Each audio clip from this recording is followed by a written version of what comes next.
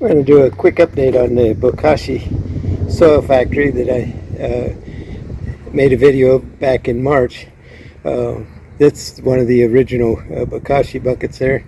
And this is the one that I did the video of in March, where I put the Bokashi in soil and let it set for a couple weeks and then tested it, and it was very well decomposed. After that video was made, then I took some of the soil out and put another bucket of Bokashi in here and put the soil back in, and I set it in an unheated garage and left it, and it's been there for probably a month and a half now, 6 weeks. And so I'm going to check it and see what it looks like, and I suspect it's pretty well digested. So let's open it up and see what it looks like.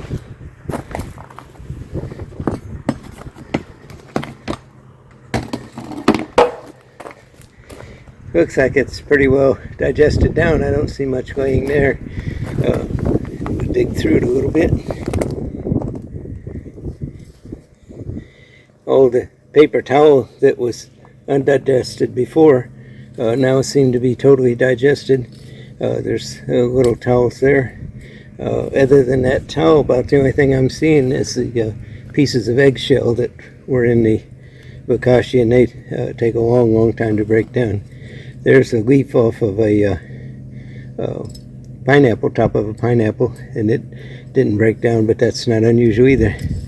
So even though this soil factory has been sitting in an unheated garage where you wouldn't expect it to do much breaking down because it was cold, it's been cold the whole time, still this is a good compost here, and it's ready to go. And I'm doing some garden work today, and this will probably get worked into the garden soil because it's pretty well finished. So all in all, I'm very happy with this Bokashi Soil Factory concept and making compost. It's a great way to make compost during the winter months, and you start out with the Bokashi bucket, and after it's been fermented for at least 2 weeks in there, buried it in soil and covered it in the soil and let it set, and it turned into just compost. No indication of the vegetables that were in there originally. So all in all, I think this has been a very successful process, and I'm very happy with it.